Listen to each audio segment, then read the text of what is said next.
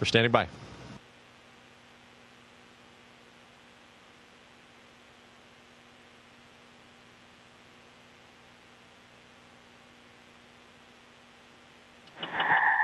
Station, this is Dan Hewitt with NASA PAO. How do you hear me?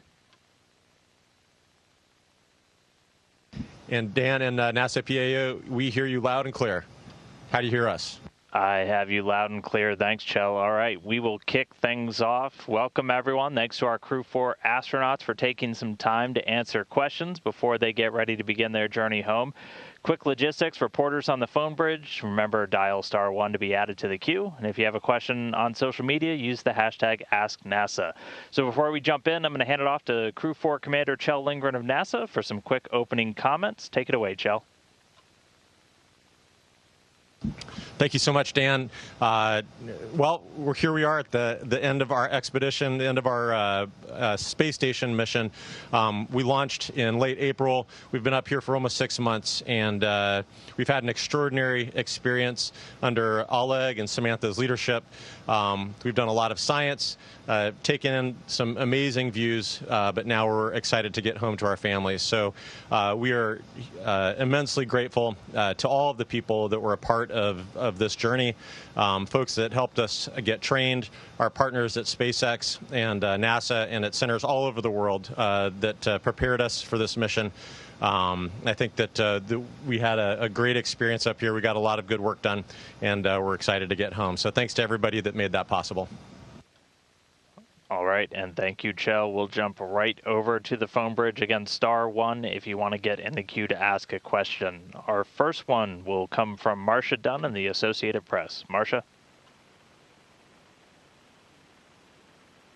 I'm wondering, I'm going to ask you the obligatory question. Besides family and friends, what are you looking forward to most about returning to Earth? And Samantha, I'm going to assume that might be a good espresso, but you tell me. And if each of you could answer, thank you.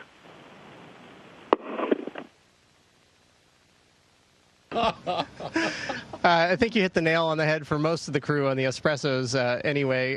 But yeah, thanks for that question. I think for me, certainly some ice cream, some pizza, but above all, you nailed it. It's seeing family and friends when we get home. Our families make such big sacrifices for us to be able to come up here and do this amazing thing and, to benefit humanity. But getting back and seeing them, getting those first few hugs when we get back is really going to be awesome. Really looking forward to that.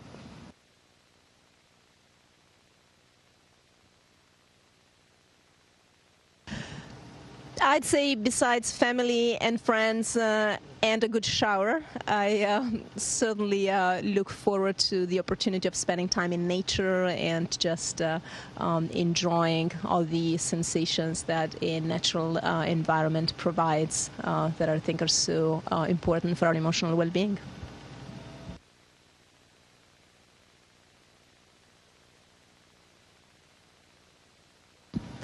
Yeah, I certainly concur with my crewmates here, family, friends, and good food.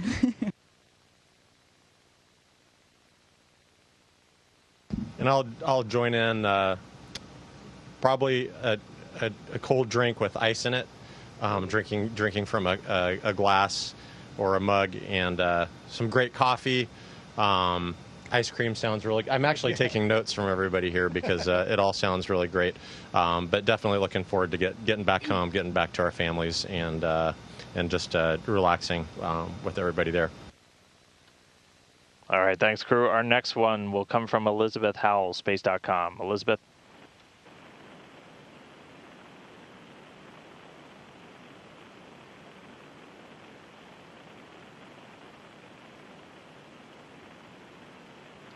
All right, sounds like we might have lost Elizabeth. We'll jump now to Bill Harwood with CBS News. Bill?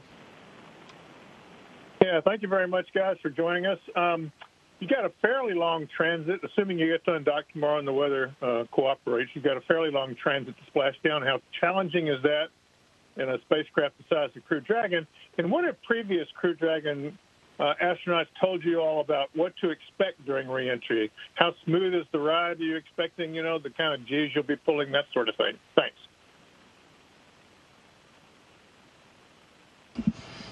You know, I think that, thank you for the question.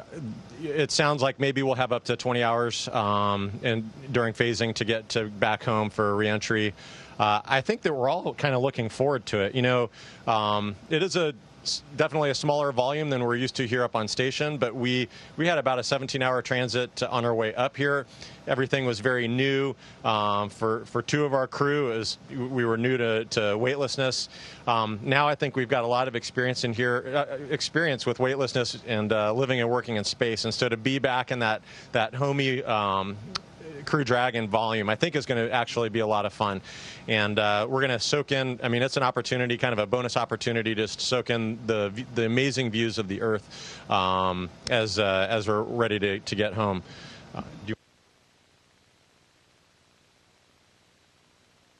Yeah, I think the other benefit is we actually like each other. So, well, I might be too presumptuous, but so having some time together without the busyness of the workday and things like that. So there'll certainly be things that we have to do and take care of on the way home. As far as what we've heard from other crew members, it sounds like it's a really smooth ride. You know, obviously we've been up here in microgravity for 6 months, so starting as we start feeling those G's come on, it's going to feel even more extreme than it would in a normal day. So, you know, I think that's going to be really exciting. I think seeing the plasma out the window is going to be really awesome. That orange glow as it starts setting in inside the cabin is really exciting. And then obviously getting under the main chutes and splashing down in either the Atlantic or the Gulf of Mexico is going to be awesome. So I think when that hatch pops open and we feel that first breath of humid air, it's going to be pretty refreshing. So we're definitely really looking forward to it. All right. Next up, we have Gina Sinceri, ABC News. Gina? This is for Bob Hines.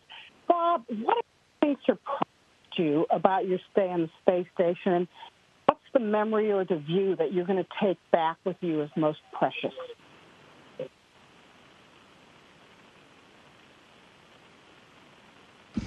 Yeah, thank you. That is a great question, and I think from the time that the countdown clock went to 0, I've been trying to do that all the way up here, you know, and during this entire mission is just kind of take in the special moments and kind of mentally imprint those on. The entire launch process and experience was one of those. Just that whole experience of coming off the pad, the acceleration, the immediate stop of the engines at staging, and then the gradual, absolutely insane acceleration to orbital speed, and then the instantaneous cutoff and we're in weightlessness. That whole experience is one of them. The other one is just the experience of looking out the cupola, especially getting to do it with my crewmates and sitting there and looking out the window and, you know, picking Waddy's brain on geology on what the heck am I looking at when I look out the window and what happened and what causes that. You know, but those are some of the really, really special times. Looking at, you know, watching sunsets, seeing the aurora. We've had some spectacular auroras since we've been up here. And then, you know, working with the teams on the ground, doing the problem solving and fixing things up here has been a lot of fun. And certainly the science that we're doing up here, you know, to just better things for, you know, not only us and furthering exploration, but also making things better back on Earth as well. Okay, next up, we have David Curley with the Discovery Channel. David? Dan, is my audio clear? Yeah, go ahead, David. Thank you, sir. Dr. As a geologist who has worked on the planet for her entire career, what did you see, what did you learn looking down on Earth from a geologist's point of view? And I'm sure you've done plenty of camping expeditions. How did this one compare? Thank you. Yeah, absolutely. Thank you for the question. And yeah, so you mentioned that I am a geologist and spent most of my career working on the planet, but actually most of my research was on a different planet. So I have done most of my research and professional work looking at the geology of Mars. And we're able to use Earth as an analog to be able to actually go out to field sites, do some of the camping that you're talking about, and really get our hands on the rocks, and then be able to apply those principles principles and fundamental concepts to what we are able to observe about the surface of Mars. And so to be able to do that kind of remote sensing observations, be able to see Earth from essentially kind of a planetary perspective, particularly sites that field sites that I have done work in the past, particularly in Death Valley, California area, being able to see that same kind of place where we've done ground truthing, remote ground truthing in situ work, and then be able to see it from a remote sensing orbital perspective and be able to marry those two has been really, really enriching and exciting for me. Okay, next up, we're going to take 2 social media questions. This one's for Space Station Commander Samantha. This comes from the International Women's Air and Space Museum in Cleveland, Ohio, and they want to know, how would you compare your second mission to your first onboard station?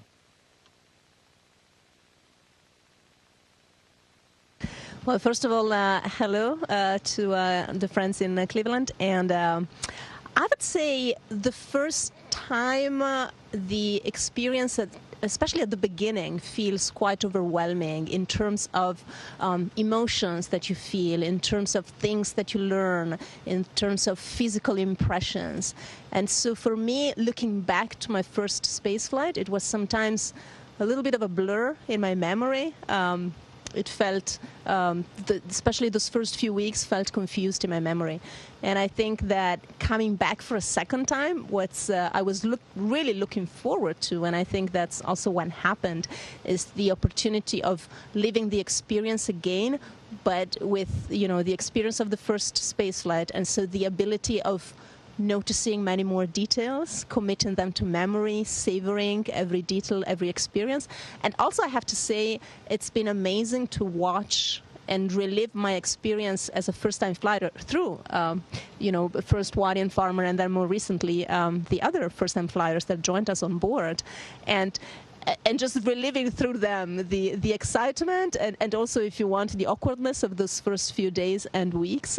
And so, in a way, elaborate that experience from back then for myself as well. All right, this next one comes from Eric on Twitter. This is for any crew member. What is the thing you'll miss the most about being in microgravity?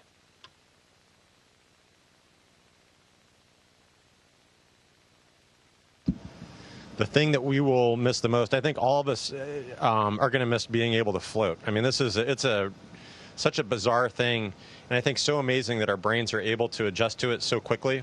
I think when we get to space station, I know that I never really felt like I should be walking up here, and so the fact that you get used to floating so quickly, it's an amazing way to be able to get around. I think we'll miss floating and miss just the views, the opportunity when you're floating past a window to just look out and see Australia or Africa or the immensity of the ocean with clouds speckled across it. And it just freezes you, and you just want to you stare at it for a little while and just try to comprehend it. And I think we're all going to miss that. Okay, going back to our phone bridge now, we'll go to Russell Pounds with Pacific Rim Media. Russell? Good morning. I'm calling from Alaska today, and this is for Dr. Lynn. And my question is about medical research. Is there an experiment you worked on during this mission that you think may be of most benefit or most interesting to those of us back here on Earth? Thanks. Thank you for that question. I think that's one of the really remarkable things about the space station is that it is not just dedicated to a single line of science, but is, we have combustion science, basic science, physics, astrophysics, and we're doing biological or medical research up here as well, and really a whole suite of it. Some of the experiments that I really enjoyed working on and I'm particularly interested in are, we had a project on immunosenescence, so really looking at the aging process of immune cells to better understand the immune system dysfunction that we see in astronauts here on orbit. So we see some immune hyperactivity and some immune system depression. And so truly understanding that at the cellular level, that was a lot of fun to participate in, to be a part of, and to conduct that research up here for the amazing team back on the Earth.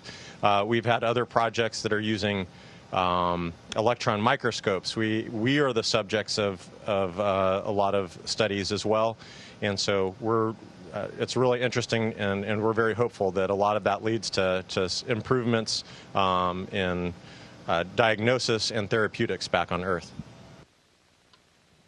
Okay, next up on our phone bridge, we have Mark Carreau with Aviation Week and Space Technology. Mark? Thank you. My question's for Dr. Lindgren and Samantha Christotti. Each of you flew on the space station previously, and I wonder how you might describe or assess the structural integrity and day-to-day function of the station at this point.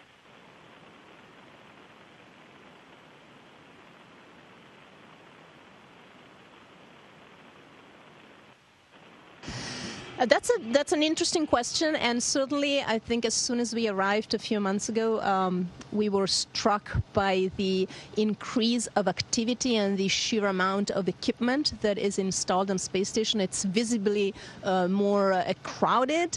If you just look at it and you don't know what's going on, it seems like a lot of clutter, but that clutter really stands for additional equipment that has been installed. So in terms of science, there's a lot more investigation opportunities on board now than there were 7 years ago. I think Chell already mentioned the scanning electron microscope. We've got 3D printers. We've got all kinds of facilities, either to gather samples and data for further analysis on the ground, but also for analysis and measurements on orbit. And that was very much less the case 7 years ago. There is also a strong effort to use space station as a platform for maturing exploration technologies, especially when life support is concerned. So there is a whole slew of ECLS, like life support technology demos that are running on space station. Again, something new. We have a second toilet with a whole new toilet stall that we didn't have back then, that is due to become operational soon. And so it's an ever busier space station. Okay, next up, I think we have a reconnected Elizabeth Howell with space.com. How do you hear us, Elizabeth? I hear you fine. You hear me? Gotcha. Go ahead. Fantastic. Thanks, everybody, for all your help today. This question is first directed to Jessica, but I'd also like to hear from everybody. Can you talk about how the ISS is a springboard for moon research, particularly regarding the Artemis program? Thank you. Yeah, absolutely. Thank you for the question. It is a really important part of what we are doing up here, and a really exciting part of what we are able to do up here, using the International Space Station as a test bed for future exploration. So that looks like many different things. Samantha has mentioned a couple of them, looking at technologies as it relates to life support and how we can progress those technologies in order to support future exploration. We have experiments like X-Roots, which is investigating means of growing plants and growing crops on a larger scale without soil, so without the overhead in terms of volume, mass, and containment that comes with soil, that will have really important applications and implications for future exploration. We also are looking into some of the effects of human spaceflight on the human body and the human brain. So looking into cognitive effects as well as physiological ones. And we are looking into ways to protect against some of the hazards that are associated with some of this exploration. For example, of course, radiation is one of the biggest factors that needs to be mitigated as we move forward. And so we're looking into different means of protecting against radiation. AstroRad is an experiment, a test that we are conducting up here, where there's a vest that we can wear as crew members on board that would facilitate us to be able to continue operating on station, continue with our science or whatever maintenance is being completed during a solar radiation event. So we're looking at how effective that vest is, and then we're also going to be sending that vest up on Artemis 1. So coming up here shortly, that vest will be going up on the mannequin on Artemis 1, and we'll be able to compare that data with the experience of actually wearing it here on ISS. So many examples of all of the ways that the ISS is really enabling us to further technologies and understanding that will enable us to go further into the solar system. Okay, next up we have Marvin Marshall with the Nighttime News Space Report. Marvin? Hi, good morning. My name is Marvin Marshall from the Nighttime News Space Report on Twitch.tv. This question is for all of you. When you return home here soon and think about looking outside the International Space Station, what will each of your most memorable, city or natural occurrence that you witnessed from orbit be? And thank you for everything, and we look forward to seeing you all back home shortly. Thank you for the question. Yeah, looking out the window, of course, is just part of essential to the experience of being here in low Earth orbit. And I think all of us really enjoy looking back and looking at places where we've lived and worked, where we have friends and family. For me, there's a really cool pass that starts in the northwest and flies over Colorado, where I spent much of my undergrad and graduate school years and medical school years. I have friends and family there, and that continues on down over Houston, where my family lives now. So that's a really special pass. And then there's another pass that goes over Colorado and up to Minnesota, where I trained in emergency medicine. So those are really special. But I agree with Bob. The aurora, for me, it's spectacular, ethereal, and something that I'd love to see on the Earth sometime. But seeing it from space, flying through it, is absolutely incredible. Yeah, I totally agree. I've got a pass, my pass, right? But I moved around a lot as a kid, and so I have a lot of those kinds of places as well. But there's one that kind of goes up just off the East Coast, and then it goes over, and then it actually touches Europe too, where there's a couple places that I've lived over there. So that's one pretty big epic pass. And during the right time of year, there's a little bit of the aurora borealis in the top end of that orbit as well. So it's pretty spectacular. But it's hard to pick just one. I think, when I'm asked questions like that, it's not just one. It's the whole idea of looking out the window, and every time, even if you fly over the same spot, it's different. The weather patterns are different, different time of year, the colors change. If there's a drought or lots of rain, that just changes the look of everything. All the surface processes that are going on all around the world are just absolutely amazing, and it just never gets old. Like, you never see the same thing twice.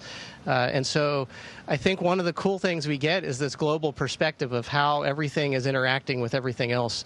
We can see sands being blown off the Sahara, and then you start witnessing those coming into the Gulf of Mexico and then getting blown over the U.S. And so you can see stuff like that, and you can see all those different processes going together. And to me, it's the way that system of systems interact is just really, really neat.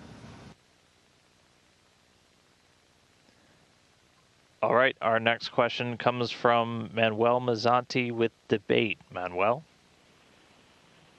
Hi, how are you? Thank you so much, and congratulations to the four of you on a successful mission. I cover the space program in Spanish, and this is a question for Jill, because I know that a few days ago, you had the chance to talk to Argentinian students in a base in Antarctica. So it would be to know your experience, even considering an interesting situation that you're talking from an isolated place like ISS, another isolated place like Antarctica. Gracias. Thank you. That was a really remarkable experience, and to have, as you mentioned, that shared experience of living in a relatively isolated area, seeing the same faces every day, and so sharing that kind of common experience. And I think that's one really powerful thing about being up here is that ability to connect and communicate with places all over the world, and to share the experience, to share the views that we have up here. It is absolutely amazing seeing the space station, getting to live and work here. An absolute privilege to be a part of this team that has joined countries and nations all over the world to build this remarkable orbital platform, and to see what we're able to do as an international community working towards towards peaceful means, and what we are able to accomplish. And to be able to share that, demonstrate that to the world, I think is very powerful. And being able to communicate with students not just in a different country or continent, but in Antarctica, in an Antarctic base, was a really special experience for me, and I hope the students had a great time with it as well. Okay, getting towards the end of our window, we've got time for a couple more. We'll go to Sophie Sanchez with Cosmics Chicago. Sophie? Good morning from Chicago. Last month, Samantha, you shared a video about edible insects, and it opened a lot of conversation about food sustainability here on Earth and in space. I was wondering if you can share what future space food tech you're working on in the space station that you're surprised by. And Jessica, you mentioned X roots. Have you found space gardening easier or harder in space than it was here on Earth? Thank you.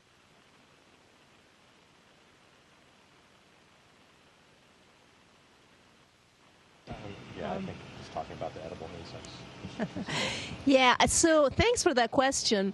Yeah, I shared that video about edible insects because one of the topics that I really wanted to communicate about from this very unique vantage point of the space station is the topic of biodiversity, landscape conservation, and how that connects with food security, which is obviously an important topic on Earth. I see here on space station as well, right? When our cargo vehicles get delayed, food security all of a sudden becomes a topic also for crews on the International Space Station.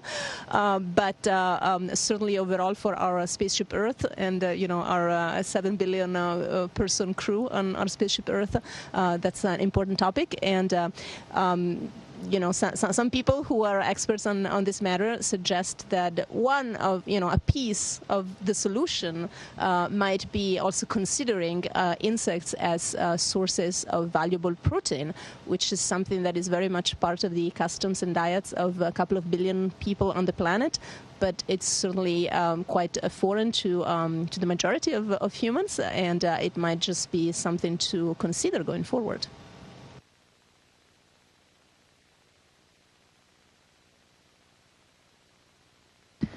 And to answer your question about space gardening, I have set a pretty low bar in terms of my gardening capabilities on Earth. So I have learned a lot being able to exercise my green thumb here on board, and I'm so grateful for the amazing team of people on the ground who help walk us through everything that we need to be successful in terms of growing crops up here. It's been awesome to be able to walk into the Columbus module and smell the smell of leaves growing, of plants growing. It is really unique and just kind of really fulfilling and encouraging. And so being able to grow peas and tomatoes with our own two hands, if you will, has been really amazing. So we really appreciate all of the work of the scientists and all the people behind the scenes that allow us to enjoy that. All right, well, that's going to take us to the end of our window. Thanks, everybody, for sending in your questions. Special thanks to Chell, Samantha, Jessica, and Bob for taking a few minutes to talk to us. Everybody head over to nasa.gov/commercial crew for the updates on their return and how you can follow their journey home. Thank you to Crew 4. We'll let you guys get back to work.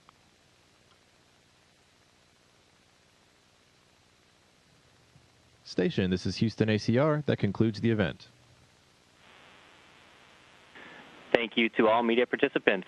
Station, we are now resuming operational audio communications.